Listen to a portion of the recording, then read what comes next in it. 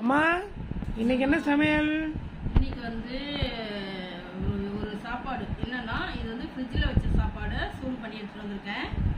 சுட சுட நம்ம எப்பவும் வடிக்கிற சாதம் மாதிரியே இருக்கும். பாருங்க, டிஃப்ரெண்ட் பார்க்குறதுக்கு. இது வந்து நம்ம இப்போ வச்ச சாதம், அதனால் ரெண்டையுமே எடுத்துகிட்டு வந்திருக்கேன். நம்ம வேஸ்ட் பண்ணாமல் சூடு பண்ணியாச்சு.